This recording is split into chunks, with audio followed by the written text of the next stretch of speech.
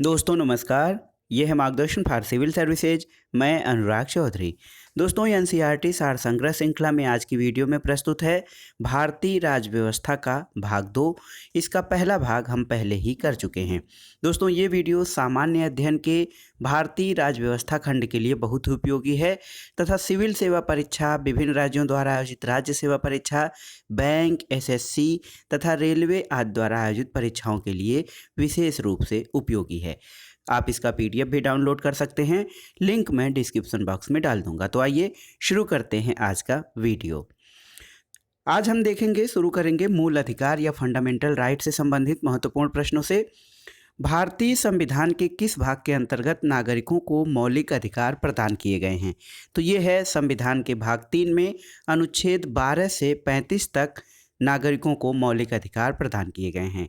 संविधान द्वारा मौलिक अधिकारों को लागू करने की शक्ति किसे प्रदान की गई है? तो मौलिक अधिकारों को लागू करने की शक्ति सर्वोच्च न्यायालय और उच्च न्यायालयों को दी गई है। अगला प्रश्न है, भारतीय संविधान का अनुच्छेद 13 संवैधानिक प्रावधानों को संसद और राज्य विधान परिषदों द्वारा बनाए गए नियमों और कानूनों पर प्राथमिकता प्रदान करता है। अगला प्रश्न है दोस्तों, भारतीय संविधान के अनुच्छेद 13 का मुख्य उद्देश्य किसके संदर्भ में संविधान की सर्वोच्चता सुनिश्चित करना है? तो ये मौलिक अधिकारों के संदर्भ में है। अगला प्रश्न है, भारतीय संविधान में समानता के अधिकार का विस्तार किन अनुच्छेदों में किया गया है? तो अनुच्छेद 14 से 18 तक संविधान में मौलिक अधिकारों के अंतर्गत समानता का मौलिक अधिकार दिया गया है। अगला प्रश्न है दोस्तों, भारतीय संविधान का कौन सा अनुच्छेद विधि के समक्ष समता के अधिकार से संबंधित है? तो ये है अनुच्छेद 14। और दोस्तों अनुच्छेद 15 के अंतर्गत जन्म, लिंग, मूल वंश, जाति, धर्म आदि के आधार पर विभेद का प्रतिषेध अनुच्छेद 15 के अंतर्गत एक मूल अधिकार है। इसको समानता के अधिकार के अधीन वर्गीकृत किया गया है। अगला प्रश्न है, भारतीय संविधान की प्रस्तावना में प्रयुक्त समाजवाद शब्द किस अनुच्छेदों के साथ समग्रता में रखकर सर्वोच्च न्यायालय द्वारा समान कार्य के लिए समान वेतन का मौलिक अधिकार प्रदान किया गया है? तो ये है दोस्तों अनुच्छेद 14 और अनुच्छेद 16। अगला प्रश्न है, भारतीय संविधान के अनुच्छेदों में से कौन सा एक लोक नियोजन के विषय में भारत के सभी नागरिकों को अवसर की समानता की गारंटी प्रदान करता है? तो अनुच्छेद 16(1) और अनुच्छेद 16(2) ये अवसर के समानता की गारंटी प्रदान करने वाला अनुच्छेद है। यहाँ पर देखिए दोस्तों, एक चार्ट के माध्यम से संवैधानिक उपबंध के बारे में आइए देखते हैं। दोस्तों संवैधानिक उपबंध के अंतर्गत केवल भारतीयों को, जो भारतीय नागरिकों को मूल अधिकार प्राप्त हैं और भारतीयों और विदेशियों दोनों को जो मूल अधिकार प्राप्त हैं, उनका ब्यौरा इस चार्ट में दिया गया है। तो आइए देखते हैं, इस चार्ट के माध्यम से समझने का प्रयास करते हैं। दोस्तों अनुच्छेद 15, अनुच्छेद 16, अनुच्छेद 19, अनुच्छेद 29 और 30 देखिए, ये केवल भारतीय नागरिकों को प्राप्त मूल अधिकार हैं। अनुच्छेद 15 क्या कहता है कि धर्म, मूल वंश, जाति, लिंग या जन्म के आधार पर विभेद का प्रतिषेध किया गया है।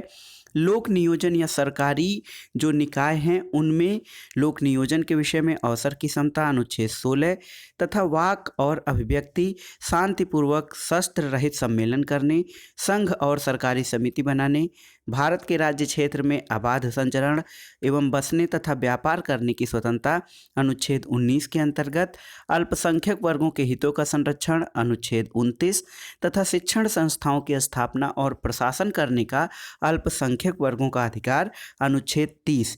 ये मौलिक अधिकार केवल भारतीय नागरिकों को प्राप्त मूल अधिकारों की श्रेणी में हैं, जबकि भारतीय और विदेशी दोनों को प्राप्त मूल अधिकार जो हैं ये अनुच्छेद 14 यानी समानता का अधिकार, अनुच्छेद 20 अपराधों के लिए दोष सिद्धि के संबंध में संरक्षण और जीवन का अधिकार यानी अनुच्छेद 21, शिक्षा का अधिकार 21(a), कुछ दशाओं में गिरफ्तारी और निरोध से संरक्षण अनुच्छेद 22, शोषण के विरुद्ध अधिकार अनुच्छेद 23-24, धर्म एवं संस्कृति की स्वतंत्रता का अधिकार यानी अनुच्छेद 25, 26, 27 और 28।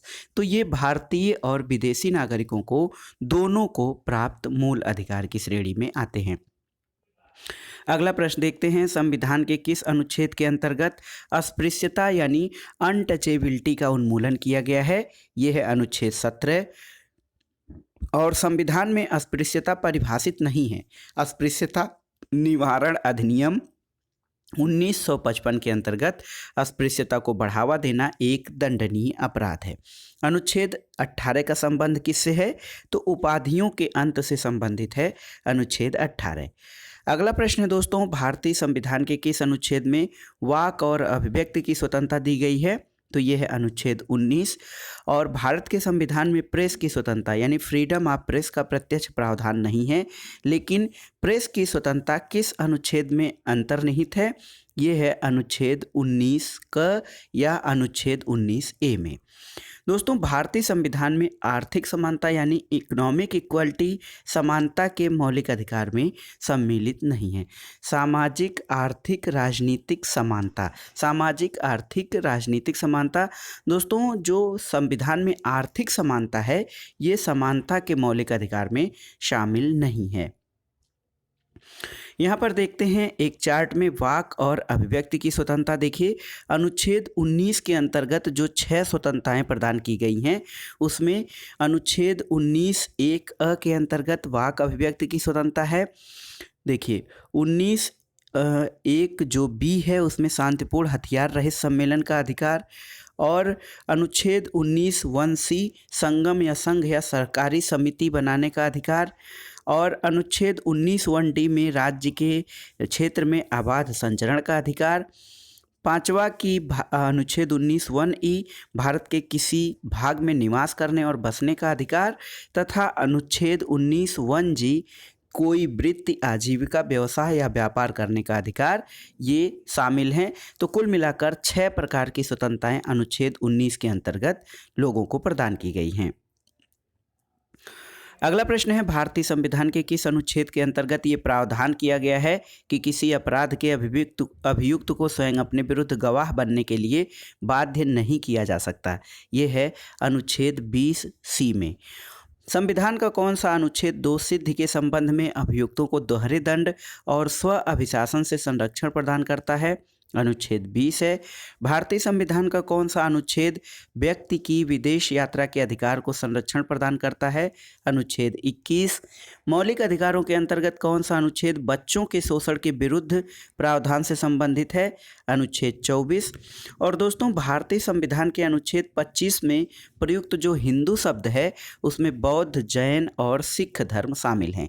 तो याद रखिएगा, भारतीय संविधान के अनुच्छेद 25 में जो हिंदू शब्द प्रयोग है उसमें बौद्ध, जैन और सिख धर्म शामिल हैं।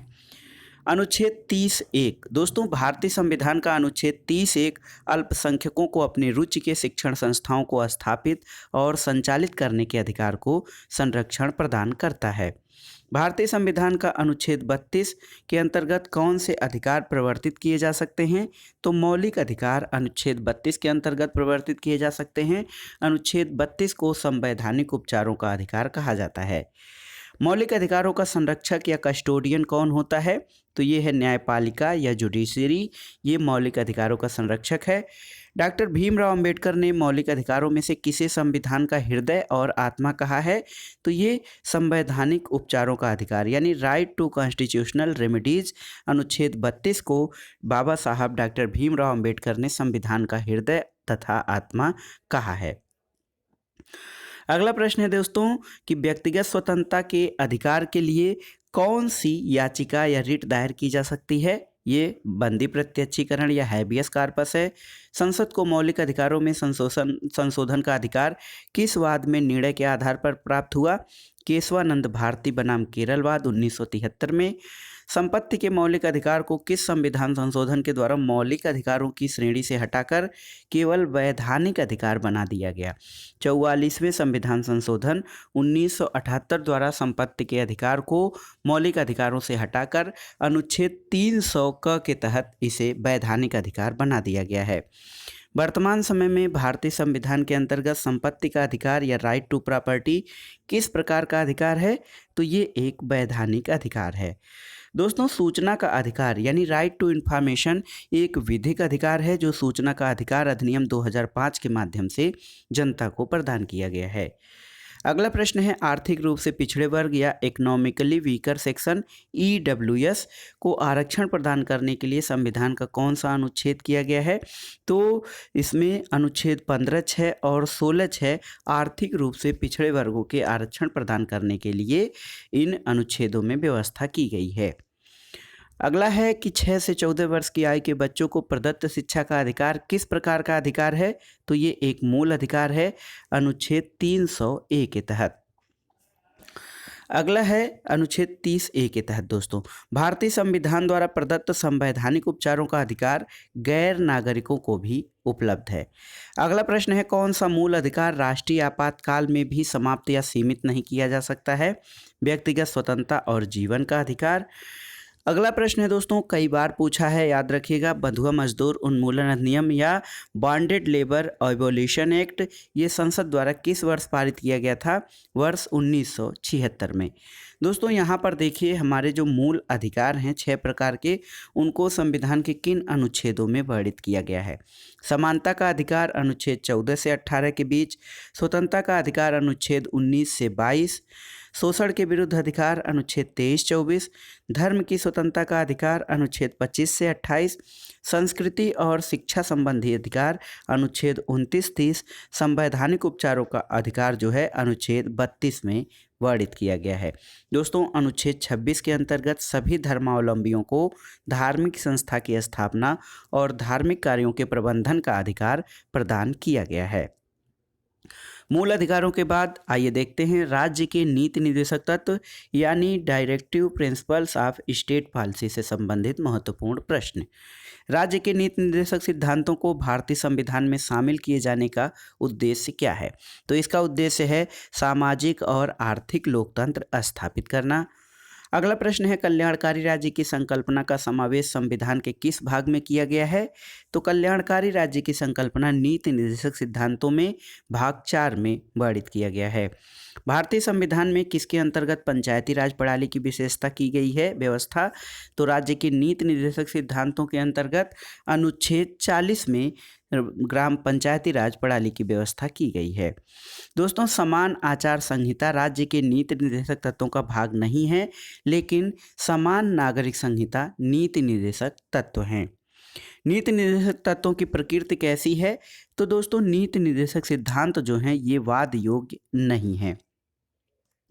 अगला प्रश्न देखते हैं, संविधान के किस अनुच्छेद में उद्योगों के प्रबंधन में कर्मकारों की भागीदारी का प्रावधान किया गया है? अनुच्छेद 43 क में। और भारत के संविधान में समान कार्य के लिए समान वेतन के अधिकार का प्रावधान कहाँ किया गया है? राज्य के नीति निर्देशक सिद्धांतों में।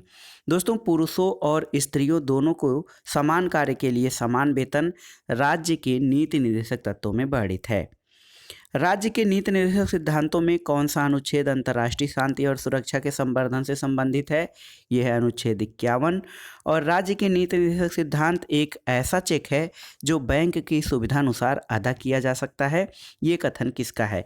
तो संविधान सभा के सदस्य KT शाह ने ये कहा था कि राज्य के नीति निर्देशक सिद्धांत एक ऐसा चेक है जो बैंक की सुविधानुसार अदा किया जाता है। यहाँ पे देखते हैं नीति निर्देशक तत्व से संबंधित महत्वपूर्ण अनुच्छेदों को। देखिए, अनुच्छेद 36 ये नीति निर्देशक तत्वों के संदर्भ में राज्य की परिभाषा देता है। अनुच्छेद 37 में न्यायालय द्वारा परिवर्तनीय न होने की बात की जाती है। अनुच्छेद 38 लोक कल्याण की अभिवृद्धि के लिए सामाजिक व्यवस्था बनाना। अनुच्छेद 38(2) आय की असमानताओं को कम करने का प्रयास करना। अनुच्छेद 39 का निःशुल्क विधिक सहायता उपलब्ध कराना। अनुच्छेद 39 ख में समुदाय के भौतिक संसाधनों का स्वामित्व और नियंत्रण इस प्रकार हो जिससे सामूहिक हितों की सर्वोत्तम रूप से प्राप्ति हो। 39 घ में पुरुष और स्त्रियों को समान कार्य के लिए समान वेतन की व्यवस्था। अनुच्छेद 39 अंग में पुरुष और स्त्री कर्मकारों के स्वास्थ्य और शक्ति तथा बालकों की सुकुमार व्यवस्था का दुरुपयोग न हो। अनुच्छेद 40 बहुत ही महत्वपूर्ण है, ग्राम पंचायतों का गठन। अनुच्छेद 41 कुछ दशाओं में काम, शिक्षा और लोक सहायता पाने का अधिकार। अनुच्छेद 42 काम की न्याय संगत और मानवोचित दशाएं तथा प्रसूति सहायता। अनुच्छेद 43 में कर्मकारों के लिए निर्वाह मजदूरी देने का प्रावधान। इसके अलावा अनुच्छेद 43 क में उद्योगों के प्रबंधन में कर्मकारों का भाग लेना। अनुच्छेद 43 ख में सहकारी समितियों को स्वैच्छिक गठन, स्वायत्त संचालन, लोकतांत्रिक नियंत्रण तथा व्यावसायिक प्रबंधन को बढ़ावा देना। अनुच्छेद 44 सभी नागरिकों के लिए एक समान नागरिक संहिता। अनुच्छेद 45 में 6 से कम आयु वर्ग के बच्चों के लिए निःशुल्क और अनिवार्य शिक्षा का प्रावधान। अनुच्छेद 46 में SC ST दुर्बल वर्गों के शैक्षिक और आर्थिक हितों की अभिवृद्धि। अनुच्छेद 47 में पोषण स्तर और जीवन स्तर तथा लोक स्वास्थ्य में सुधार तथा हानिकारक नशीले पदार्थों के उपयोग पर प्रतिबंध। अनुच्छेद 48 में गायों, बछड़ों तथा अन्य दुधारू पशुओं के वध पर प्रतिबंध और उनके नस्लों में सुधार के प्रयास। अनुच्छेद 48 में कृषि और पशुपालन में आधुनिक और वैज्ञानिक प्रणालियों का प्रयोग करना। 48 क के अंतर्गत पर्यावरण का संरक्षण और संवर्धन और वन तथा वन्य जीवों की रक्षा। अनुच्छेद 39 राष्ट्रीय महत्व के कलात्मक और ऐतिहासिक अभिरुचि वाले स्मारकों या स्थानों तथा वस्तुओं का संरक्षण करना। तथा अनुच्छेद 50 देखिए कार्यपालिका से न्यायपालिका का पृथक्करण। और अनुच्छेद 51 अंतर्राष्ट्रीय शांति और सुरक्षा की अभिवृद्धि से संबंधित है। तो ये थे राज्य के नीति निर्देशक तत्व अनुच्छेद 36 से अनुच्छेद 51 तक को आपने विस्तार से पढ़ा। दोस्तों, मूल अधिकार और नीति निर्देशक सिद्धांतों में सबसे महत्वपूर्ण अंतर ये है कि मूल अधिकार कानूनी रूप से मान्य हैं, जबकि नीति निर्देशक तत्व नैतिक एवं राजनीतिक मान्यता प्राप्त हैं। अब आइए देखते हैं मूल कर्तव्य यानी फंडामेंटल ड्यूटीज से संबंधित महत्वपूर्ण प्रश्न है कि किस देश के संवैधानिक प्रावधानों से प्रभावित होकर भारतीय संविधान में मूल कर्तव्यों को शामिल किया गया है। तो ये पूर्व सोवियत संघ यानी ये पूर्व सोवियत संघ गणराज्य से मूल कर्तव्यों को भारतीय संविधान में शामिल किया गया है। भारतीय संविधान के किस भाग में मौलिक कर्तव्य हैं? तो भाग 4 क में। और स्वर्ण सिंह समिति ने संविधान में 8 मूल कर्तव्यों को जोड़े जाने का सुझाव दिया था, लेकिन 42वें संविधान संशोधन अधिनियम 1976 द्वारा 10 मूल कर्तव्यों को जोड़ा गया था। भारतीय संविधान में मूल कर्तव्य जो है किस समिति की अनुशंसा पर? तो सरदार स्वर्ण सिंह कमेटी की अनुशंसा पर मूल कर्तव्य जोड़े गए थे। भारतीय संविधान में 11 मूल कर्तव्यों को किस संशोधन द्वारा जोड़ा गया था? तो दोस्तों, पहले 10 मूल कर्तव्य थे, लेकिन 86वें संविधान संशोधन अधिनियम 2002 द्वारा 11वें मूल कर्तव्य को जोड़ा गया था। मूल कर्तव्यों को मुख्यतः किन 2 वर्गों में रखा जाता है? नैतिक कर्तव्य और नागरिक कर्तव्य। मूल कर्तव्यों के अंतर्गत स्वतंत्रता संग्राम के उच्च आदर्शों का सम्मान कौन सा कर्तव्य माना जाता है? ये मोरल ड्यूटी या नैतिक कर्तव्य माना जाता है। दोस्तों, प्राकृतिक पर्यावरण और वन्य जीव संरक्षण भारतीय नागरिकों के मूल कर्तव्यों में से एक है। इसके अलावा राष्ट्रीय महत्व के स्थानों और स्मारकों की रक्षा करना मौलिक कर्तव्य नहीं है, बल्कि राज्य के नीति निर्देशक तत्वों का अंग है। अगला प्रश्न है, महिलाओं के सम्मान के लिए कुप्रथाओं का त्याग करना प्रत्येक भारतीय नागरिक का कर्तव्य है। यह किस अनुच्छेद में वर्णित है? ये अनुच्छेद 51 का सब सेक्शन 5 में वर्णित है कि महिलाओं का सम्मान के लिए कुप्रथाओं का त्याग करना। मूल कर्तव्य किन पर लागू होते हैं? ये केवल नागरिकों पर लागू होते हैं। दोस्तों, नागरिकों के लिए जो 11 मौलिक कर्तव्य हैं उनका वर्णन यहाँ पर इस प्रकार है। पहला है कि संविधान का पालन करें और उसके आदर्शों, संस्थाओं, राष्ट्रध्वज और राष्ट्रगान का आदर करें। दूसरा है कि स्वतंत्रता के लिए हमारे राष्ट्रीय आंदोलन को प्रेरित करने वाले उच्च आदर्शों को हृदय में संजोए रखें और उनका पालन करें। तीसरा है कि भारत की संप्रभुता, एकता और अखंडता की रक्षा करे और उसे अक्षुण्ण रखे। चौथा, देश की रक्षा करे और आह्वान किए जाने पर राष्ट्र की सेवा करे। पांचवा है, भारत के सभी लोगों में समरसता और समान भ्रातृत्व की भावना का निर्माण करे, जो धर्म, भाषा और प्रदेश या वर्ग आधारित सभी भेदभावों से परे हो और ऐसी प्रथाओं का त्याग करे जो स्त्रियों के सम्मान के विरुद्ध हो। छठवां है, हमारी सामासिक संस्कृति यानी कंपोजिट कल्चर की गौरवशाली परंपरा का महत्व समझे और उसका परिरक्षण करे। सातवां मौलिक कर्तव्य ये है कि प्राकृतिक पर्यावरण जिसके अंतर्गत वन, झील, नदी और वन्य जीव शामिल हैं उनकी रक्षा करे और उनका संवर्धन करे तथा प्राणी मात्र के प्रति दया भाव रखे। आठवां है कि वैज्ञानिक दृष्टिकोण, मानववाद, ज्ञानार्जन तथा सुधार की भावना का विकास करे। नौवां मौलिक कर्तव्य है कि सार्वजनिक संपत्ति को सुरक्षित करे और हिंसा से दूर रहे। 10वां है, व्यक्तिगत और सामूहिक गतिविधियों के सभी क्षेत्रों में उत्कर्ष की ओर बढ़ने का सतत प्रयास करे, जिससे राष्ट्र निरंतर बढ़ते हुए प्रयत्न और उपलब्धि की नई ऊंचाइयों को प्राप्त करे। और 86वें संविधान संशोधन अधिनियम द्वारा 11वें मौलिक कर्तव्य को जोड़ा गया कि 6 वर्ष की आयु से 14 वर्ष की आयु तक के बच्चों के माता पिता और संरक्षक जो भी हों उन्हें शिक्षा के अवसर प्रदान करें। अगला प्रश्न है, किसी व्यक्ति को राष्ट्रगान गाने के लिए बाध्य किया जा सकता है, सर्वोच्च न्यायालय ने किस मामले में ऐसा कहा? ये विजय इमैनुअल बनाम केरल राज्य 1986 के मामले में सर्वोच्च न्यायालय का निर्णय था कि किसी व्यक्ति को राष्ट्रगान गाने के लिए बाध्य किया जा सकता है। दोस्तों, जनहित याचिका या पब्लिक इंटरेस्ट लिटिगेशन का जनक किसे कहा जाता है?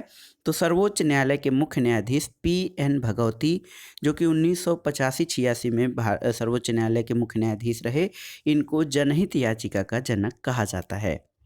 आइए देखते हैं राष्ट्रपति। भारत में राष्ट्रपति से संबंधित महत्वपूर्ण प्रश्न। राष्ट्रपति पद की अर्हताएं या क्वालिफिकेशन अनुच्छेद 58 में दी गई हैं। वो भारत का नागरिक होना चाहिए, उसकी न्यूनतम आयु 35 वर्ष होनी चाहिए, लोकसभा का सदस्य निर्वाचित होने की योग्यता रखता हो और वो किसी लाभ के पद यानी ऑफिस ऑफ प्रॉफिट पे न हो, वही व्यक्ति भारत का राष्ट्रपति बन सकता है। अगला है कि भारत में राष्ट्रपति का निर्वाचन किस प्रकार होता है? तो राष्ट्रपति का निर्वाचन भारत में अप्रत्यक्ष मतदान द्वारा आनुपातिक प्रतिनिधित्व माध्यम से एकल संक्रमणीय मत पद्धति द्वारा किया जाता है। भारत के राष्ट्रपति के चुनाव में मतदान कौन करता है? तो बहुत ही महत्वपूर्ण है। भारत के राष्ट्रपति के चुनाव में जो इलेक्टोरल मेंबर्स बनते हैं, जो एक निर्वाचक मंडल बनता है, उसमें राज्यसभा, लोकसभा और राज्यों और केंद्र शासित प्रदेशों की विधानसभाओं के निर्वाचित सदस्य शामिल होते हैं। याद रखिएगा, इलेक्टेड मेंबर्स राज्यसभा, लोकसभा, राज्य और केंद्र शासित प्रदेशों की विधानसभाओं के सभी निर्वाचित सदस्य जो होते हैं राष्ट्रपति के निर्वाचन में भाग लेते हैं। भारत के राष्ट्रपति उम्मीदवार के प्रस्ताव का अनुसमर्थन कम से कम कितने सदस्यों द्वारा किया जाना चाहिए? ये 50 निर्वाचकों द्वारा। दोस्तों, भारत के राष्ट्रपति का चुनाव एकल हस्तांतरणीय मत प्रणाली यानी सिंगल ट्रांसफरेबल वोट सिस्टम द्वारा किया जाता है। राष्ट्रपति के निर्वाचन में किसी राज्य का मुख्यमंत्री किस स्थिति में मतदान करने के लिए पात्र नहीं होगा? दोस्तों, यदि वह राज्य विधानमंडल में उच्च सदन का सदस्य हो, यानी वह विधान परिषद का सदस्य हो, तो वो राष्ट्रपति के चुनाव में भाग नहीं ले सकता है, क्योंकि राष्ट्रपति के चुनाव में जो सदस्य होते हैं लोकसभा, राज्यसभा, राज्य विधानसभा और जो केंद्र शासित प्रदेश की विधानसभा हैं, वहाँ के निर्वाचित सदस्यों द्वारा चुना जाता है। राष्ट्रपति के निर्वाचक मंडल का भाग तो है, परंतु उसके महाभियोग में भाग नहीं लेता है। वो कौन है? तो वो राज्यों की विधानसभाएं होती हैं। संसद अथवा विधानसभा का कोई सदस्य राष्ट्रपति निर्वाचित हो सकता है, परंतु उस पर क्या शर्तें हैं? दोस्तों, निर्वाचित होने के उपरांत उसे अपनी सदस्यता छोड़नी पड़ेगी। संसद के लिए राष्ट्रपति का अभिभाषण कौन तैयार करता है? केंद्रीय मंत्रिमंडल। दोस्तों, राष्ट्रपति की मृत्यु, त्यागपत्र अथवा हटाए जाने पर पद की रिक्ति को अधिकतम कितने सीमा के भीतर भरना होगा? तो ये सीमा है अधिकतम 6 माह। भारत के राष्ट्रपति चुनाव में उत्पन्न विवाद का निपटारा कौन करता है? सर्वोच्च न्यायालय करता है। भारत के राष्ट्रपति को उसके कार्यकाल की समाप्ति से पूर्व किस प्रकार से हटाया जाता है? महाभियोग या इम्पीचमेंट द्वारा। भारत के राष्ट्रपति को उसके पद से हटाने का अधिकार किसे प्राप्त है? संसद को। अगला प्रश्न देखते हैं, संघ की कार्यपालिका शक्तियां किस अनुच्छेद के अंतर्गत राष्ट्रपति में निहित हैं? यह है अनुच्छेद 53। अनुच्छेद 61 के अंतर्गत राष्ट्रपति पर महाभियोग संसद के किस सदन द्वारा प्रारंभ किया जा सकता है? तो ये संसद के किसी भी सदन द्वारा महाभियोग की प्रक्रिया प्रारंभ की जा सकती है। भारतीय संविधान का कौन सा अनुच्छेद राष्ट्रपति पद के लिए पुनः निर्वाचन की पात्रता निर्धारित करता है? अनुच्छेद 57। और राष्ट्रपति को कोई भी विषय पुनर्विचार के लिए मंत्रिपरिषद को वापस भेजने का अधिकार किस संविधान संशोधन द्वारा प्रदान किया गया है? ये है 44वां संविधान संशोधन। अगला प्रश्न है दोस्तों, भारतीय संविधान के किस अनुच्छेद के अंतर्गत राष्ट्रपति संसद के दोनों सदनों द्वारा पारित किसी विधेयक पर अपनी स्वीकृति रोक सकते हैं? अनुच्छेद 111। और किस अनुच्छेद के अंतर्गत राष्ट्रपति कुछ आकस्मिकताओं में राज्यपाल के कार्यों के निर्वहन के लिए उपबंध कर सकता है? अनुच्छेद 160 में। यहाँ पर देखिए राष्ट्रपति से संबंधित महत्वपूर्ण अनुच्छेद 52 में कहा गया है कि भारत का एक राष्ट्रपति होगा। अनुच्छेद 53 में का संघ की कार्यपालिका शक्ति राष्ट्रपति में निहित होगी। अनुच्छेद 54 में यह है कि राष्ट्रपति का जो निर्वाचन है वो निर्वाचक मंडल द्वारा होगा। और अनुच्छेद 55 में राष्ट्रपति के निर्वाचन की रीति या तरीका बताया गया है। अनुच्छेद 56 में राष्ट्रपति की पदावधि, अनुच्छेद 57 में पुनर्निर्वाचन के लिए पात्रता, अनुच्छेद 58 जो है वो राष्ट्रपति निर्वाचित होने के लिए अर्हताएँ दी गई हैं। 59 में राष्ट्रपति पद के लिए शर्तें, अनुच्छेद 60 में राष्ट्रपति द्वारा शपथ या प्रतिज्ञान, अनुच्छेद 61 में राष्ट्रपति पर महाभियोग चलाने की प्रक्रिया और 62 में राष्ट्रपति का पद रिक्त होने की स्थिति में उसे भरने के लिए निर्वाचन कराने का समय और आकस्मिक रिक्ति को भरने के लिए निर्वाचित व्यक्ति की पदावधि, अनुच्छेद 72 में क्षमा आदि और कुछ मामलों में दंडादेश के निलंबन, परिहार और लघुकरण की राष्ट्रपति की शक्तियां तथा अनुच्छेद 73 में संघ की कार्यपालिका शक्ति का विस्तार का वर्णन किया गया है। दोस्तों, राष्ट्रपति जो है उसको मृत्युदंड के मामले में क्षमादान करने की शक्ति प्राप्त है, लेकिन राज्यपाल के पास ये शक्ति नहीं है। क्षमादान करने की शक्ति मृत्युदंड के मामले में ये राष्ट्रपति को है, लेकिन राज्यपाल को नहीं है। सर्वोच्च न्यायालय को न्यायाधीश को उसके पद से हटाने का अधिकार किसे है? राष्ट्रपति को। भारतीय संविधान के अनुच्छेद 143 143 राष्ट्रपति को उच्चतम न्यायालय से परामर्श या कंसल्ट करने की शक्ति प्रदान करता है। राष्ट्रपति लोकसभा को कब भंग कर सकते हैं? केंद्रीय मंत्रिमंडल की अनुशंसा पर राष्ट्रपति लोकसभा को भंग कर सकते हैं। लोकसभा और राज्यसभा का संयुक्त अधिवेशन किसके द्वारा आहूत किया जाता है? राष्ट्रपति द्वारा। भारत के राष्ट्रपति ने किस एकमात्र मामले में जेबी वीटो या पॉकेट वीटो की शक्ति का प्रयोग किया था? तो ये भारत डाकघर संशोधन विधेयक। भारत डाकघर संशोधन विधेयक 1986 में भारत के राष्ट्रपति ने एक बार जेबी वीटो शक्ति का प्रयोग किया है। दोस्तों, भारत का जो राष्ट्रपति होता है वो संसद के दोनों सदनों की चर्चा में भाग नहीं ले सकता है।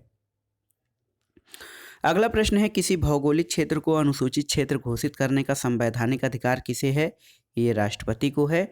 और ये देखिए एक सूची दी गई है, राष्ट्रपति द्वारा किन अधिकारी या पदाधिकारियों की नियुक्ति की जाती है।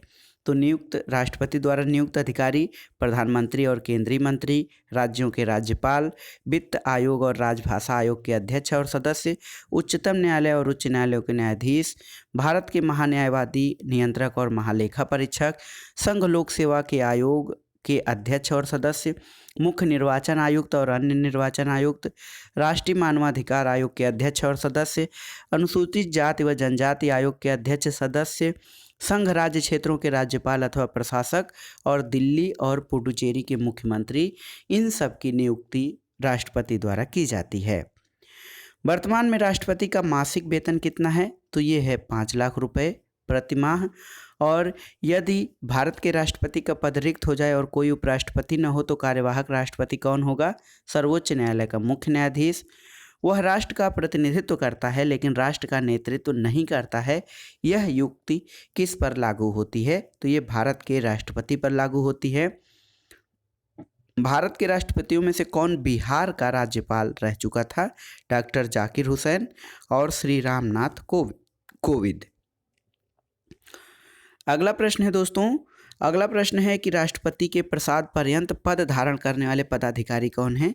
तो संघ के मंत्री, राज्यों के राज्यपाल और भारत का महान्यायवादी यानी अटॉर्नी जनरल ऑफ इंडिया, ये राष्ट्रपति के प्रसाद पर्यंत अपना पद धारण करते हैं।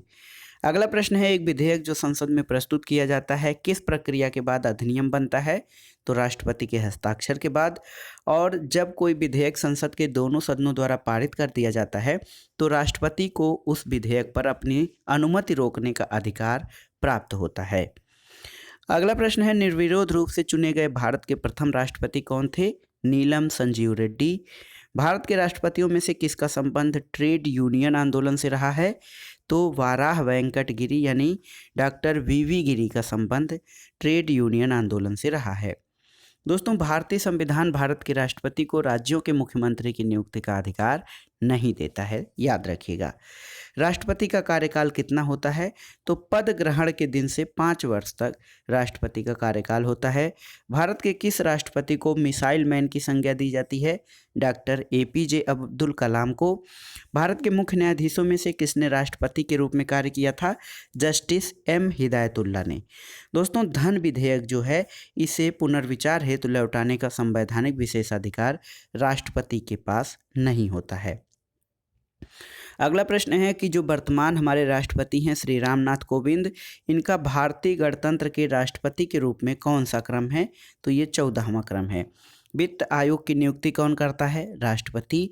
और राष्ट्रपति के रूप में डॉक्टर राजेंद्र प्रसाद ने सबसे लंबी अवधि 1950 से 1962 तक और जाकिर हुसैन ने कार्यकारी राष्ट्रपति छोड़कर सबसे कम अवधि 1 वर्ष 11 दिन तक कार्य किया था। यहाँ पर देखिए राष्ट्रपति द्वारा क्षमादान की शक्तियाँ, तो किन किन मामलों में? जब दंड सेना न्यायालय द्वारा दिया गया हो, जब दंड संघीय विषय से संबंधित विधि के विरुद्ध अपराध के लिए दिया गया हो और जब दंडादेश मृत्युदंड हो, ऐसी स्थितियों में राष्ट्रपति क्षमादान की जो है क्षमादान कर सकता है। अगला है, राष्ट्रपति के विरुद्ध महाभियोग संसद द्वारा चलाई जाने वाली एक अर्ध न्यायिक प्रक्रिया यानी क्वासी जुडिशियल प्रोसेस है। अगला प्रश्न उपराष्ट्रपति या वाइस प्रेसिडेंट से संबंधित है। भारत के उपराष्ट्रपति के निर्वाचक मंडल में कौन लोग शामिल होते हैं? तो इसमें संसद के दोनों सदनों के सभी निर्वाचित और मनोनीत सदस्य भाग लेते हैं भारत के उपराष्ट्रपति के निर्वाचन में। भारत के उपराष्ट्रपति को पद से हटाने संबंधी प्रस्ताव संसद के किस सदन में लाए जा सकते हैं? तो ये केवल राज्यसभा में। राष्ट्रपति के निर्वाचन के समान ही उपराष्ट्रपति के निर्वाचन से संबंधित सभी विवादों के समाधान का अधिकार उच्चतम न्यायालय को प्राप्त है और उसका निर्णय अंतिम होता है। राज्यसभा का सभापति कौन होता है? तो ये उपराष्ट्रपति होता है। आइए देखते हैं उपराष्ट्रपति से संबंधित महत्वपूर्ण अनुच्छेद। अनुच्छेद 63 भारत के लिए एक उपराष्ट्रपति का प्रावधान। अनुच्छेद 64 में उपराष्ट्रपति का राज्यसभा का पदेन सभापति होना। अनुच्छेद 65 में उपराष्ट्रपति तथा राष्ट्रपति के पद में आकस्मिक रिक्तियों अथवा उसकी अनुपस्थिति में राष्ट्रपति के कर्तव्यों का निर्वहन। अनुच्छेद 66 उपराष्ट्रपति का निर्वाचन। 67 में उपराष्ट्रपति का कार्यकाल। अनुच्छेद 68 में उपराष्ट्रपति के पद की रिक्ति की पूर्ति के लिए चुनाव का समय निर्धारण और आकस्मिक रिक्ति की पूर्ति के लिए चुने गए व्यक्ति का कार्यकाल। अनुच्छेद 69 उपराष्ट्रपति द्वारा शपथ या प्रतिज्ञान। अनुच्छेद 70 में अन्य आकस्मिकताओं में राष्ट्रपति के कर्तव्यों का निर्वहन। अनुच्छेद 71 में दोस्तों उपराष्ट्रपति के चुनाव संबंधी अथवा उससे संबंधित विषयों को शामिल किया गया है। आइए देखते हैं भारत के उपराष्ट्रपति, नाम और उनकी पदावधि। पहले उपराष्ट्रपति डॉक्टर सर्वपल्ली राधाकृष्णन रहे। इनका कार्यकाल 1952 से 1962 तक रहा। दूसरे उपराष्ट्रपति डॉक्टर जाकिर हुसैन 1962 से 1967। तीसरे श्री वाराह वेंकट गिरी 1967 से 1969 रहे हैं। चौथे उपराष्ट्रपति श्री गोपाल स्वरूप पाठक 1969 से 1974 तक कार्यकाल रहा। श्री BD जत्ती उपराष्ट्रपति रहे। इनका कार्यकाल 1974 से 1979। उसके बाद छठवें क्रम पर न्यायमूर्ति मोहम्मद हिदायतुल्ला थे। 1979 से 1984 तक ये भारत के उपराष्ट्रपति रहे। सातवें स्थान पर या सातवें क्रम पर श्री R वेंकटरमण 1984 से 1987 तक। आठवें पर डॉक्टर शंकर दयाल शर्मा 1987 से 1992। श्री KR नारायणन 1992 से 1997। श्री कृष्णकांत भारत के उपराष्ट्रपति रहे, इनका कार्यकाल 1997 से 2002 तक रहा। श्री भैरव सिंह शेखावत 2002 से 2007 तक, और डॉक्टर हामिद अंसारी जो हैं 2007 से 2017 तक भारत के उपराष्ट्रपति रहे। इसके अलावा वर्तमान में श्री M वेंकैया नायडू या श्री मुप्पावारापू वेंकैया नायडू 2017 से अब तक भारत के उपराष्ट्रपति पद पर हैं। अगला प्रश्न है, किस सदन की अध्यक्षता ऐसे व्यक्ति द्वारा की जाती है जो उस सदन का सदस्य नहीं होता है?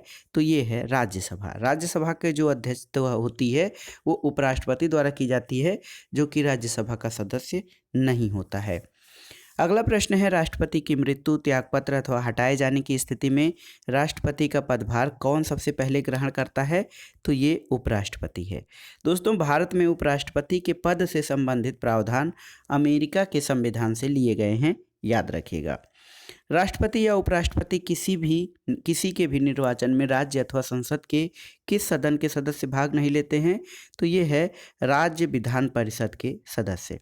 अगला प्रश्न है, भारत का राष्ट्रपति अपना त्यागपत्र किसे संबोधित करता है? तो ये उपराष्ट्रपति को देता है राष्ट्रपति अपना त्यागपत्र। अगला प्रश्न देखते हैं, राष्ट्रपति और उपराष्ट्रपति पद की तुलना। राष्ट्रपति दोस्तों लोकसभा सदस्य बनने की योग्यता रखता हो ऐसा व्यक्ति ही राष्ट्रपति बन सकता है, और उपराष्ट्रपति के लिए राज्यसभा सदस्य बनने की योग्यता होनी चाहिए। देखिए, राष्ट्रपति के निर्वाचक मंडल में संसद के दोनों सदनों तथा राज्य विधानसभाओं के निर्वाचित सदस्यों के साथ दिल्ली और पुडुचेरी की विधानसभा के निर्वाचित सदस्य शामिल होते हैं। यानी राष्ट्रपति के निर्वाचन में राज्य विधानसभा और राज्यसभा तथा लोकसभा के निर्वाचित सदस्य भाग लेते हैं, जबकि उपराष्ट्रपति के निर्वाचन में जो निर्वाचक मंडल होता है उसमें संसद के दोनों सदनों के सभी सदस्य, चाहे वो मनोनीत हो या निर्वाचित हो, ये शामिल होते हैं। इसमें राज्यों के विधानमंडल के सदस्य शामिल नहीं होते हैं। और तीसरा महत्वपूर्ण अंतर है कि राष्ट्रपति को पद से हटाए जाने की प्रक्रिया महाभियोग किसी भी सदन से प्रारंभ की जा सकती है, लेकिन उपराष्ट्रपति को पद से हटाने की जो प्रक्रिया है या महाभियोग है वो केवल राज्यसभा में ही प्रस्तुत किया जा सकता है। एक महत्वपूर्ण प्रश्न, उपराष्ट्रपति का वेतन जो है वो भारत की संचित निधि यानी कंसोलिडेटेड फंड्स ऑफ इंडिया पर भारित होता है। अगला प्रश्न देखते हैं, केंद्रीय मंत्रिपरिषद या यूनियन काउंसिल ऑफ मिनिस्टर से संबंधित केंद्र सरकार का प्रमुख कौन होता है? तो केंद्र सरकार का प्रमुख प्रधानमंत्री होता है। प्रधानमंत्री की नियुक्ति किसके द्वारा की जाती है? राष्ट्रपति द्वारा। भारत का प्रधानमंत्री बनने के लिए न्यूनतम आयु कितने वर्ष होनी चाहिए? तो ये है 25 वर्ष। ऐसा इसलिए है क्योंकि लोकसभा का सदस्य बनने की योग्यता 25 वर्ष है, और वही जो आयु सीमा है वो भारत के प्रधानमंत्री बनने के लिए भी है। दोस्तों, यदि भारत के प्रधानमंत्री संसद के उच्च सदन के सदस्य हैं तो वे अविश्वास प्रस्ताव की स्थिति में अपने पक्ष में मत नहीं दे सकेंगे। अगला प्रश्न है, संसदीय शासन व्यवस्था में वास्तविक कार्यपालिका शक्ति किसके अधीन होती है? तो ये प्रधानमंत्री के अधीन होती है। लोकसभा में अविश्वास प्रस्ताव प्रस्तुत करने के लिए लोकसभा सदस्यों की न्यूनतम कितनी संख्या होनी चाहिए? तो ये होनी चाहिए 50। अगला प्रश्न है, भारत का प्रधानमंत्री सामान्यतः किस सदन का सदस्य होता है? सामान्यतः ये लोकसभा का सदस्य होता है, लेकिन राज्यसभा का सदस्य भी प्रधानमंत्री बन सकता है। और आपको याद होगा, डॉक्टर मनमोहन सिंह लोकसभा सदस्य नहीं बल्कि राज्यसभा सदस्य थे। अगला प्रश्न है, भारतीय संविधान का अनुच्छेद 75 प्रधानमंत्री और अन्य मंत्रियों की नियुक्ति, मंत्रिपरिषद के आकार और उत्तरदायित्व का निर्धारण करता है। एक महत्वपूर्ण प्रश्न है दोस्तों, मंत्रिमंडल के कुल मंत्रियों की संख्या प्रधानमंत्री सहित लोकसभा के सदस्यों की कुल संख्या के 15% से अधिक नहीं होगी। यह प्रावधान किस संविधान संशोधन में है? तो ये 91वें संविधान संशोधन 2003 के आधार पर ये प्रावधान किया गया है। अगला प्रश्न है, संसद का सदस्य नहीं होने पर कोई व्यक्ति अधिकतम कितने माह तक केंद्रीय मंत्री रह सकता है? तो अधिकतम 6 माह तक। अगला प्रश्न है, मंत्रिपरिषद किसके प्रति उत्तरदायी होती है? ये संसद के प्रति। और भारत के संविधान के किस अनुच्छेद में यह प्रावधान किया गया है कि प्रत्येक राज्य की कार्यपालिका शक्ति का इस प्रकार प्रयोग किया जाएगा जिससे संघ की कार्यपालिका शक्ति पर कोई प्रतिकूल प्रभाव न पड़े? ये है केंद्र राज्य संबंधों के अंतर्गत अनुच्छेद 257। दोस्तों, लाभ का पद या ऑफिस ऑफ प्रॉफिट का निर्धारण संसद और राज्य विधानमंडल के द्वारा किया जाता है। तो ये प्रश्न आए कि लाभ के पद का निर्धारण कौन करता है, तो संसद और राज्य विधानमंडल। भारतीय राजनीतिक व्यवस्था में कार्यपालिका किसके अधीन कार्य करती है, विधायिका के प्रति। और नेहरू की कैबिनेट से पहले गृह मंत्री तथा बाद में रक्षा मंत्री कौन बने, तो ये कैलाश नाथ काटजू नेहरू की कैबिनेट में पहले गृह मंत्री और बाद में रक्षा मंत्री बने थे। एक प्रश्न है कि स्वतंत्र भारत के प्रथम वित्त मंत्री कौन थे, श्री R.K. षणमुगम चेट्टी भारत के स्वतंत्र भारत के प्रथम वित्त मंत्री थे। दोस्तों, भारत के किस प्रधानमंत्री का विदेश में आकस्मिक निधन हो गया था, लाल बहादुर शास्त्री का। और अपने प्रधानमंत्रित्व काल में कौन सा नेता एक बार भी संसद में उपस्थित नहीं हुआ था, चौधरी चरण सिंह। संविधान के किस अनुच्छेद में मंत्रिमंडल शब्द का प्रयोग किया गया है, तो ये है अनुच्छेद 352 सब सेक्शन 3 में मंत्रिमंडल शब्द का प्रयोग किया गया है। श्वेत पत्र या व्हाइट पेपर दोस्तों भारत से संबंधित आधिकारिक दस्तावेज को कहा जाता है। भारत से संबंधित जो आधिकारिक दस्तावेज हैं उनको व्हाइट पेपर कहा जाता है। संघीय मंत्रिमंडल का पुनर्गठन किसके प्रतिवेदन पर आधारित था, ये गोपाल स्वामी अयंगर के प्रतिवेदन पर आधारित था संघीय मंत्रिमंडल का पुनर्गठन। यहाँ पर देखिए एक महत्वपूर्ण टॉपिक, मंत्रिपरिषद और मंत्रिमंडल में अंतर। मंत्रिपरिषद या काउंसिल्स ऑफ मिनिस्टर और मंत्रिमंडल को कैबिनेट कहा जाता है। दोस्तों, मंत्रिपरिषद में कैबिनेट स्तर के मंत्री होते हैं, राज्य स्तर के मंत्री होते हैं और उप मंत्री होते हैं, लेकिन मंत्रिमंडल में केवल कैबिनेट स्तर के मंत्री ही शामिल होते हैं। दूसरा अंतर ये है कि मंत्रिपरिषद एक संवैधानिक निकाय है जिसका वर्णन संविधान के अनुच्छेद 74 और 75 में किया गया है, जबकि मंत्रिमंडल जो है वो 44वें संविधान संशोधन 1978 द्वारा अनुच्छेद 352 में मंत्रिमंडल शब्द को जोड़ा गया, जो संविधान के मूल पाठ में शामिल नहीं था। तीसरा अंतर, मंत्रिपरिषद सैद्धांतिक रूप से संघ की समस्त कार्यपालिका शक्तियों से प्राप्त है, लेकिन मंत्रिमंडल द्वारा इसके कार्यों का निर्धारण किया जाता है और व्यवहारिक रूप में मंत्रिमंडल सदैव मंत्रिपरिषद की शक्तियों का ही उपयोग करता है और मंत्रियों के कार्यों का निर्धारण करता है। दोस्तों, चौथा अंतर है कि मंत्रिपरिषद में मंत्रिमंडल द्वारा लिए गए नीतिगत निर्णयों का क्रियान्वयन मंत्रिपरिषद के द्वारा किया जाता है और नीतिगत निर्णयों को क्रियान्वित करने के लिए यह मंत्रिपरिषद को निर्देश देता है और निर्णयों के क्रियान्वयन की निगरानी भी करता है। तो ये आपने देखा मंत्रिपरिषद और मंत्रिमंडल में प्रमुख अंतर। दोस्तों, मंत्रिपरिषद जिसे कि काउंसिल ऑफ मिनिस्टर कहा जाता है, ये सामूहिक रूप से लोकसभा के प्रति उत्तरदायी होती है। मंत्रिपरिषद सामूहिक रूप से लोकसभा के प्रति उत्तरदायी होती है और जो हमारी कार्यपालिका होती है उसका विधायिका के प्रति उत्तरदायी होना, ये संसदीय शासन प्रणाली का प्रमुख रूप माना जाता है। अब आइए देखते हैं महान्यायवादी तथा नियंत्रक एवं महालेखा परीक्षक से संबंधित महत्वपूर्ण प्रश्नों को। दोस्तों, भारत के 3 विधि अधिकारी होते हैं, भारत का महान्यायवादी, भारत का महाधिवक्ता और भारत के अपर महाधिवक्ता। भारत का प्रथम महान्यायवादी कौन था, MC सीतलवाड़। भारत सरकार को कानूनी विषयों पर परामर्श कौन देता है, तो ये महान्यायवादी या अटॉर्नी जनरल। भारत का सर्वोच्च विधि अधिकारी कौन होता है, भारत के महान्यायवादी। भारत का महान्यायवादी किस विधि सलाहकार होता है, तो ये भारत सरकार का विधि सलाहकार होता है। राष्ट्रपति द्वारा महान्यायवादी को सौंपे गए कार्य कौन से होते हैं, दोस्तों भारत सरकार से संबंधित मामलों को लेकर उच्चतम न्यायालय में भारत सरकार की ओर से पेश होना और पैरवी करना, संविधान के अनुच्छेद 143 के अंतर्गत राष्ट्रपति की ओर से उच्चतम न्यायालय में भारत सरकार का प्रतिनिधित्व करना और सरकार से संबंधित किसी मामले में उच्च न्यायालय में सुनवाई का अधिकार, ये राष्ट्रपति द्वारा महान्यायवादी को सौंपे गए कार्य हैं।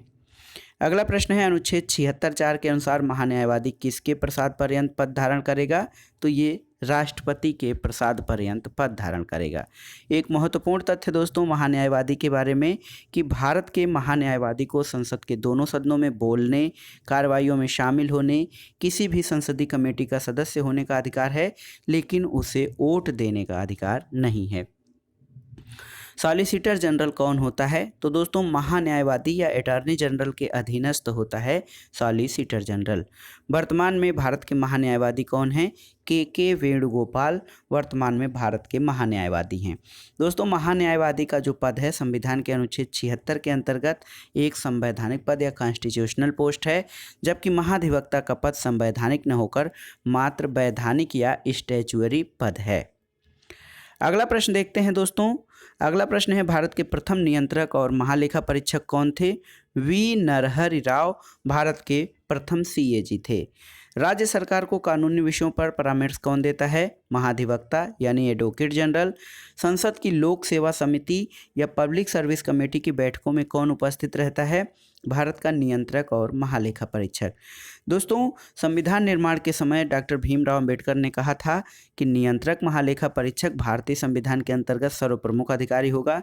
यह लोकतांत्रिक व्यवस्था में भारत सरकार के वित्तीय रक्षकों में से एक होगा और इन वित्तीय रक्षकों में उच्चतम न्यायालय, निर्वाचन आयोग और संघ लोक सेवा आयोग भी शामिल हैं। अगला प्रश्न है भारत के नियंत्रक एवं महालेखा परीक्षक के पद का सृजन किसके द्वारा किया गया है? संविधान द्वारा। भारत के नियंत्रक और महालेखा परीक्षक का कार्यकाल कितने वर्ष होता है? 6 वर्ष। भारत के नियंत्रक और महालेखा परीक्षक किसका मार्गदर्शक होता है? तो दोस्तों ये संसद की एक समिति है, लोक लेखा समिति। भारत के नियंत्रक और महालेखा परीक्षक को लोक लेखा समिति का मार्गदर्शक कहा जाता है। दोस्तों नियंत्रक और महालेखा परीक्षक को लोक निधि का मुख्य अभिभावक या chief guardian of public purse कहा जाता है। अगला प्रश्न है राज्य और केंद्र सरकारों के सभी खर्चों की वित्तीय जांच कौन करता है? तो ये है नियंत्रक और महालेखा परीक्षक। नियंत्रक और महालेखाकार के पेंशन और भत्ते किस पर भारित होते हैं? भारत की संचित निधि पर। यहाँ पर देखिए भारत के नियंत्रक और महालेखा परीक्षक से संबंधित महत्वपूर्ण अनुच्छेद। दोस्तों अनुच्छेद 148 में भारत के नियंत्रक और महालेखा परीक्षक की नियुक्ति और उसके पदमुक्ति से संबंधित वर्णन है। अनुच्छेद 149 में नियंत्रक और महालेखा परीक्षक के कार्य और शक्तियों का वर्णन है। अनुच्छेद 150 में संघ और राज्यों के लेखा प्रारूपों के संबंध में राष्ट्रपति की सलाह है और अनुच्छेद 151 अंकेक्षण प्रतिवेदन या रिपोर्ट के बारे में वर्णन किया गया है। अगला प्रश्न है नियंत्रक और महालेखा परीक्षक अवकाश प्राप्ति के बाद क्या कोई सरकारी पद धारण कर सकता है? तो नहीं धारण कर सकता है। नियंत्रक और महालेखा परीक्षक अपने अवकाश प्राप्ति के बाद कोई सरकारी पद धारण नहीं कर सकता है। अब आइए देखते हैं संसद यानी पार्लियामेंट से संबंधित महत्वपूर्ण प्रश्न। संविधान के किस अनुच्छेद के अंतर्गत धन विधेयक या मनी बिल को परिभाषित किया गया है? अनुच्छेद 110। लोकसभा अध्यक्ष अपना त्यागपत्र किसे सौंपता है? लोकसभा उपाध्यक्ष को। और संविधान के अनुच्छेद 82 के अनुसार लोकसभा की सीटों का राज्य के मध्य आवंटन किस वर्ष की जनगणना के आधार पर किया गया है? वर्ष 1971 की जनगणना के आधार पर। दोस्तों भारत में लोकसभा अध्यक्ष या स्पीकर लोकसभा सदस्यों में से ही चयनित किया जाता है, जबकि राज्यसभा जो अध्यक्ष होता है वो राज्यसभा के सदस्यों से चयनित नहीं किया जाता है। राज्यसभा की एकांतिक शक्ति के अंतर्गत कौन सा अनुच्छेद आता है? ये है अनुच्छेद 249। संविधान की चौथी अनुसूची किस प्रकार का प्रावधान है? तो संविधान की चौथी अनुसूची में राज्यसभा के स्थानों के आवंटन से संबंधित प्रावधान किया गया है। दोस्तों लोकसभा में सदस्यों की अधिकतम संख्या कितनी हो सकती है? याद रखिएगा 552। और भारतीय संविधान के अंतर्गत संसद के सदस्यों के विशेषाधिकार और उन्मुक्तियां यानी प्रिविलेजेज एंड इम्यूनिटीज को कौन एक प्रावधान निर्धारित करता है? अनुच्छेद 105। लोकसभा और राज्यसभा की गणपूर्ति या कोरम सदन की कुल संख्या का कितना होता है? तो सदन की कुल संख्या का 10वां भाग होता है गणपूर्ति या कोरम। राज्यसभा का सदस्य बनने के लिए न्यूनतम आयु कितनी है? 30 वर्ष और लोकसभा का सदस्य बनने के लिए 25 वर्ष। राज्यसभा की अधिकतम निर्धारित सदस्य संख्या कितनी है? दोस्तों ये है 250 सदस्य। संसद के किस सदन का अध्यक्ष उसका सदस्य नहीं होता है? हमने चर्चा किया राज्यसभा का। और भारतीय संविधान का कौन सा अनुच्छेद संसद को अंतर्राष्ट्रीय समझौतों को लागू करने के लिए विधि निर्माण करने की शक्ति प्रदान करता है? अनुच्छेद 253। भारतीय संसद में राष्ट्रपति और संसद के दोनों सदन यानी लोकसभा और राज्यसभा सम्मिलित होते हैं।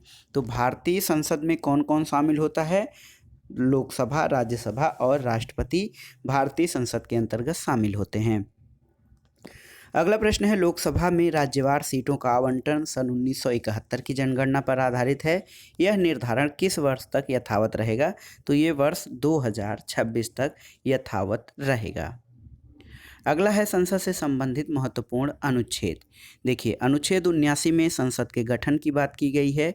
अनुच्छेद 80 में राज्यसभा की संरचना, अनुच्छेद 81 में लोकसभा की संरचना, अनुच्छेद 82 में प्रत्येक जनगणना के पश्चात पुनः समायोजन, अनुच्छेद 83 में संसद के सदनों की अवधि, 84 में संसद के सदस्यता के लिए अर्हता, 85 में संसद के सत्र सत्रावसान और विघटन, अनुच्छेद 86 में राष्ट्रपति का सदनों को संबोधित तथा संदेश देने का अधिकार, अनुच्छेद 87 में राष्ट्रपति का विशेष संबोधन या अभिभाषण, अनुच्छेद 88 में सदनों के संबंध में मंत्रियों और महान्यायवादी के अधिकार, अनुच्छेद 89 में राज्यसभा के सभापति और उपसभापति, अनुच्छेद 90 में राज्यसभा के उपसभापति के पद की रिक्ति, त्यागपत्र तथा पद से हटाए जाने से संबंधित प्रावधान, अनुच्छेद 91 में सभापति के कर्तव्यों के निर्वहन अथवा सभापति के रूप में कार्य करने की उपसभापति अथवा अन्य व्यक्तियों की शक्ति, अनुच्छेद 92 में जब राज्यसभा के सभापति अथवा उपसभापति को पद से हटाने का संकल्प विचाराधीन हो तब उसका पीठासीन न होना, अनुच्छेद 93 में लोकसभा अध्यक्ष या उपाध्यक्ष से संबंधित प्रावधान, अनुच्छेद 94 में लोकसभा अध्यक्ष तथा उपाध्यक्ष के पद की रिक्ति, त्यागपत्र तथा पद से हटाया जाना, अनुच्छेद 95 लोकसभा उपाध्यक्ष अथवा किसी अन्य व्यक्ति का लोकसभा अध्यक्ष के कर्तव्यों के निर्वहन की शक्ति, अनुच्छेद 96 में जब लोकसभा अध्यक्ष अथवा उपाध्यक्ष को पद से हटाने का संकल्प विचाराधीन हो तब उसका पीठासीन न होना, अनुच्छेद 97 में सभापति और उपसभापति तथा अध्यक्ष और उपाध्यक्ष के वेतन भत्ते से संबंधित प्रावधान, अनुच्छेद 98 में संसद के सचिवालय, 99 में सदस्यों द्वारा शपथ या प्रतिज्ञान, अनुच्छेद 100 में दोनों सदनों के मतदान, रिक्तियों के होते हुए भी सदनों के कार्य करने की शक्ति तथा गणपूर्ति के संबंध में, अनुच्छेद 101 स्थानों के रिक्त होने से संबंधित है, अनुच्छेद 102 संसद की सदस्यता के लिए निर्भरताएं हैं, अनुच्छेद 103 में दोस्तों सदस्यों की अयोग्यता से संबंधित प्रश्नों पर निर्णय, और अनुच्छेद 104 में अनुच्छेद 99 के अंतर्गत शपथ लेने या प्रतिज्ञान करने से पहले अर्हत न होते हुए अथवा निर्धारित किए जाने पर भी सदन में बैठने या मतदान करने पर दंड का प्रावधान किया गया है।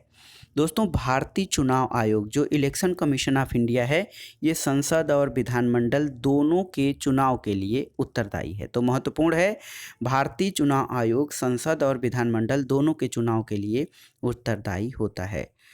अगला प्रश्न है, लोकसभा के सदस्यों की संख्या 525 से बढ़ाकर 545 किस संविधान संशोधन द्वारा की गई थी? ये था 31वां संविधान संशोधन। लोकसभा को कार्यकाल पूरा होने के पहले किसके द्वारा भंग किया जा सकता है? तो प्रधानमंत्री की अनुशंसा पर राष्ट्रपति द्वारा। किस राज्य में लोकसभा में अनुसूचित जनजातियों की सर्वाधिक सीटें आरक्षित हैं? मध्य प्रदेश में 6 सीटें। दोस्तों, लोकसभा का कार्यकाल आपातकाल की घोषणा के दौरान एक बार में 1 वर्ष तक के लिए बढ़ाया जा सकता है। लोकसभा में 2 आंग्ल भारतीय सदस्य कौन मनोनीत करता है? तो ये भारत का राष्ट्रपति। और अब जो वर्तमान में स्थिति ये है कि आंग्ल भारतीय सदस्यों के मनोनीत करने की व्यवस्था को समाप्त कर दिया गया है। लोकसभा में चुनाव में निर्वाचित होने के लिए किसी व्यक्ति की न्यूनतम आयु कितनी है? 25 वर्ष। लोकसभा की वर्तमान सदस्य संख्या कितनी है? 545। लोकसभा और राज्यसभा के सर्वाधिक प्रतिनिधि भारत के किस राज्य से आते हैं? उत्तर प्रदेश से। और उत्तर प्रदेश के पश्चात लोकसभा में सर्वाधिक सीटें किस राज्य में हैं? महाराष्ट्र में हैं, 48 सीटें। और उत्तर प्रदेश में टोटल सीटों की संख्या 80 है। दोस्तों, राज्यसभा जो है एक अस्थायी सदन है क्योंकि इसे विघटित नहीं किया जा सकता है। अगला प्रश्न है, क्षेत्रफल की दृष्टि से सबसे बड़ा लोकसभा निर्वाचन क्षेत्र कौन सा है? ये है लद्दाख। अगला प्रश्न है, भारत की संचित निधि पर भारित व्यय। तो दोस्तों, भारत की संचित निधि पर जो भारित व्यय हैं उसमें राष्ट्रपति का वेतन भत्ते और अन्य व्यय, राज्यसभा के सभापति, उपसभापति, लोकसभा अध्यक्ष और उपाध्यक्ष के वेतन भत्ते, ऐसे ऋण या भार जिनका दायित्व भारत सरकार पर है, उच्चतम न्यायालयों के न्यायाधीश के वेतन भत्ते और पेंशन तथा उच्च न्यायालयों के न्यायाधीशों की पेंशन, भारत के नियंत्रक और महालेखा परीक्षक का वेतन भत्ते और पेंशन, और अन्य व्यय जो संविधान द्वारा अथवा संसद द्वारा निर्मित किसी विधि द्वारा इस संबंध में भारित या घोषित किए जाएं, ये सभी भारत की संचित निधि पर भारित व्यय हैं। अगला प्रश्न देखते हैं, परिसीमन या डीलिमिटेशन के पश्चात उत्तर प्रदेश में मतदाताओं की संख्या की दृष्टि से सबसे बड़ा लोकसभा क्षेत्र कौन सा है? ये है उन्नाव। लोकसभा का पहला आम चुनाव किस वर्ष हुआ था? दोस्तों 25 अक्टूबर 1951 से 21 फरवरी 1952 के मध्य लोकसभा का पहला आम चुनाव हुआ था। अगला है कि यदि लोकसभा के सभी सदस्य बहुमत से संकल्प पारित करते हैं तो लोकसभा अध्यक्ष को उसके कार्यकाल की समाप्ति के पहले ही उसके पद से हटाया जा सकता है। एक वर्ष में लोकसभा के कम से कम कितने सत्र या सेशन होने चाहिए? 2। और लोकसभा में बिहार में 40 सीटों को आवंटित सीटें किन दो राज्यों को आवंटित सीटों के योग के बराबर हैं? तो ये छत्तीसगढ़ और मध्य प्रदेश के आवंटित सीटों के बराबर हैं। राज्यसभा के सदस्य का कार्यकाल कितने वर्ष का होता है? तो दोस्तों ये 6 वर्ष होता है। प्रोटेम स्पीकर, दोस्तों प्रोटेम स्पीकर की नियुक्ति राष्ट्रपति द्वारा की जाती है और उसका कर्तव्य नवनिर्वाचित लोकसभा सदस्यों को शपथ दिलाना होता है। अगला है, लोकसभा अध्यक्ष या स्पीकर अपने निर्णायक मत का प्रयोग कब करता है? तो किसी विधेयक या प्रस्ताव के पक्ष और विपक्ष में बराबर मत होने की दशा में स्पीकर अपने मत का प्रयोग करता है। अगला है कि लोक लेखा समिति नियंत्रक और महालेखा परीक्षक की रिपोर्ट की जांच करती है और उस पर अंतिम रिपोर्ट तैयार करके संसद के पटल पर रखती है। तो नियंत्रक और महालेखा परीक्षक तथा लोक लेखा समिति एक दूसरे से संबंधित हैं। प्राक्कलन समिति का कार्यकाल कितना होता है? तो दोस्तों 1 वर्ष कार्यकाल होता है प्राक्कलन समिति का। राज्यसभा के सदस्य किसके द्वारा चुने जाते हैं? राज्यों की विधानसभाओं द्वारा। विशेषाधिकार समिति में दोनों सदनों में कुल कितने सदस्य होते हैं? तो कुल विशेषाधिकार समिति में कुल 25 सदस्य होते हैं, लोकसभा से 15 और राज्यसभा से 10 सदस्य। दोस्तों संसद में सरकारी विधेयक या गवर्नमेंट बिल जो होता है वो मंत्री द्वारा प्रस्तुत किया जाता है, जबकि गैर सरकारी विधेयक मंत्री के अतिरिक्त किसी भी सदस्य द्वारा प्रस्तुत किया जा सकता है। ये देखिए एक महत्वपूर्ण तथ्य, प्रत्येक वित्त विधेयक धन विधेयक नहीं होता है, लेकिन प्रत्येक धन विधेयक एक वित्त विधेयक होता है। अगला प्रश्न है, राष्ट्रपति तथा राज्यसभा में कितने व्यक्ति मनोनीत किए जाते हैं? राष्ट्रपति द्वारा राज्यसभा में साहित्य, कला, विज्ञान, समाज सेवा के क्षेत्र से 12 व्यक्तियों को मनोनीत किया जाता है। राज्यसभा के लिए नामित होने वाली प्रथम अभिनेत्री कौन थी? ये नरगिस दत्त थी। 1980 से 1986 तक ये राज्यसभा सदस्य रहीं। लोकसभा की प्रथम महिला अध्यक्ष कौन थी? मीरा कुमार। इनका कार्यकाल 4 जून 2009 से 4 जून 2014 तक था। दोस्तों राज्य विधानसभा में कोई भी धन विधेयक राज्य के राज्यपाल की संस्तुति के बिना या अनुमति के बिना प्रस्तुत नहीं किया जा सकता है। वे प्रथम लोकसभा अध्यक्ष कौन थे जिनके विरुद्ध लोकसभा में अविश्वास प्रस्ताव लाया गया था? जीवी मावलंकर या गणेश विष्णु मावलंकर जो थे प्रथम लोकसभा अध्यक्ष थे जिनके विरुद्ध लोकसभा में अविश्वास प्रस्ताव लाया गया था। लोकसभा का सचिवालय किसके नियंत्रण में होता है? लोकसभा अध्यक्ष के। भारतीय राजनीतिक व्यवस्था में कौन सर्वोच्च होता है? तो भारतीय राजनीतिक व्यवस्था में संविधान की सर्वोच्चता का सिद्धांत अपनाया गया है। भारत की संचित निधि या कंसोलिडेटेड फंड पर कौन सा व्यय भारित नहीं होता है? भारत के प्रधानमंत्री के वेतन और भत्ते भारत की संचित निधि पर भारित नहीं होते हैं। अगला प्रश्न है, धन विधेयक संसद के किस सदन में पुनर्स्थापित किया जाता है? केवल लोकसभा में। धन विधेयक राज्य विधानमंडल के किस सदन में प्रस्तुत किया जा सकता है? केवल विधानसभा में। बजट की रूपरेखा किस विभाग के द्वारा तैयार की जाती है? आर्थिक कार्य विभाग। करों और सरकारी कामकाज के निर्वाह में हुई अन्य प्राप्तियों से संघीय सरकार को प्राप्त होने वाला राजस्व किस निधि में जमा होता है? भारत की संचित निधि में। आर्थिक सर्वेक्षण प्रतिवर्ष संसद में कब प्रस्तुत किया जाता है?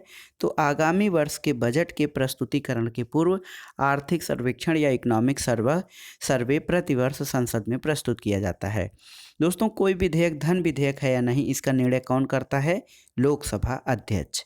भारत की संचित निधि से धन निकालने के लिए संसद का अनुमोदन अनिवार्य होता है। लेखानुदान दोस्तों वोट ऑन अकाउंट संघ सरकार को किस प्रकार की अनुमति प्रदान करता है?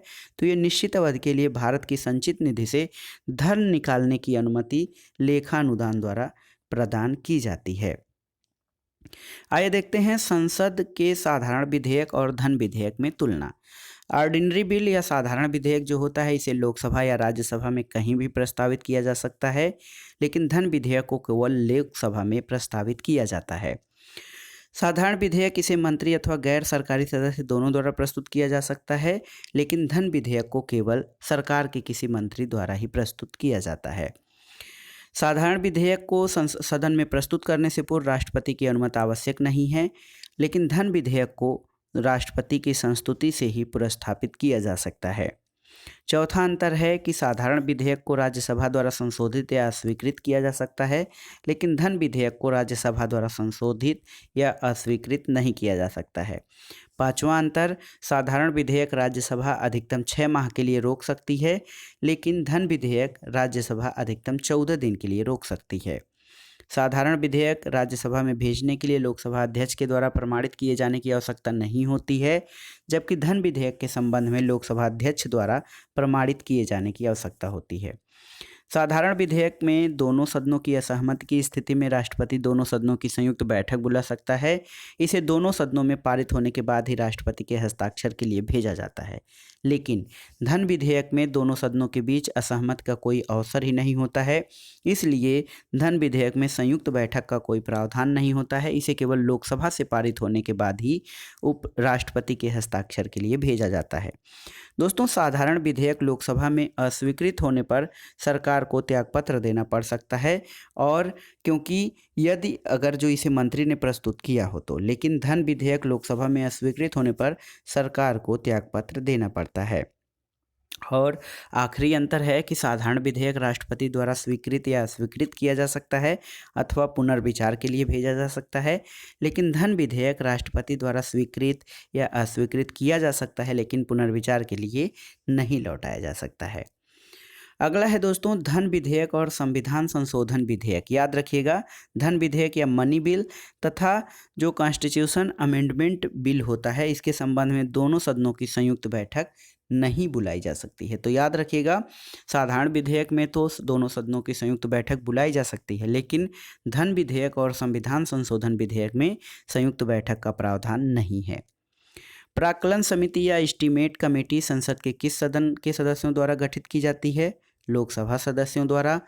दोस्तों, कोई भी कानूनी विधेयक संसद के किस सदन में प्रस्तुत किया जा सकता है? तो संसद के किसी भी सदन में कोई कानूनी विधेयक प्रस्तुत किया जा सकता है। भारतीय संसद के दोनों सदनों की संयुक्त बैठक साधारण विधेयक और वित्त विधेयक दोनों के संबंध में हो सकती है, लेकिन धन विधेयक के संबंध में नहीं। संसद के दोनों सत्रों के मध्य अधिकाधिक अंतराल कितना होना चाहिए? अधिकतम 6 महीने का। आकस्मिक निधि या कॉन्टीजेंसी फंड को राष्ट्रपति कैसे व्यय कर सकते हैं? ये बिना संसदीय स्वीकृति के ही।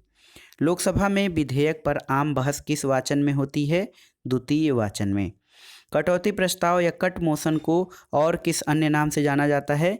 ये समापन प्रस्ताव या क्लोजर मोशन कटौती प्रस्ताव को कहा जाता है। अगला प्रश्न है दोस्तों, यदि कोई धन विधेयक लोकसभा द्वारा स्वीकृत कर दिया जाए तो राज्यसभा इसे अधिक से अधिक कितनी अवधि तक रोक सकती है? इसे अधिकतम 14 दिन की अवधि तक राज्यसभा रोक सकती है धन विधेयक को। अगला प्रश्न है, यदि वार्षिक संघीय बजट या यूनियन बजट लोकसभा द्वारा पारित न हो तो प्रधानमंत्री अपनी मंत्रिपरिषद सहित त्यागपत्र दे देता है। अगला है कि लोकसभा तथा राज्यसभा के संयुक्त अधिवेशन या ज्वाइंट सेशन की अध्यक्षता कौन करता है? लोकसभा अध्यक्ष। लेकिन लोकसभा और राज्यसभा के संयुक्त अधिवेशन को आहूत करने का अधिकार राष्ट्रपति को है। संसद की किस समिति में राज्यसभा का प्रतिनिधित्व नहीं होता है?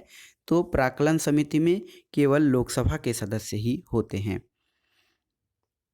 अगला प्रश्न है, अंतर्राष्ट्रीय संधियों को भारत के किसी भाग अथवा संपूर्ण भारत में लागू करने के लिए संसद कोई भी कानून बना सकती है बिना किसी राज्य की सहमति से।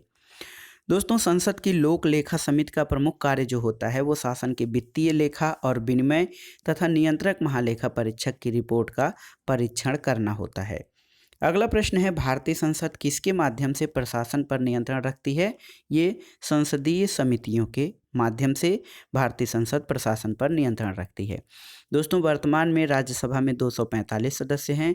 इनमें से 229 सदस्य जो हैं वो राज्यों से, 4 सदस्य संघ राज्य क्षेत्रों से चुनकर आते हैं और 12 सदस्य राष्ट्रपति द्वारा मनोनीत किए जाते हैं।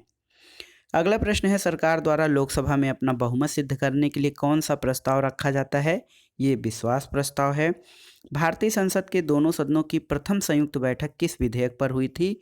ये था दहेज उन्मूलन विधेयक वर्ष 1961 में।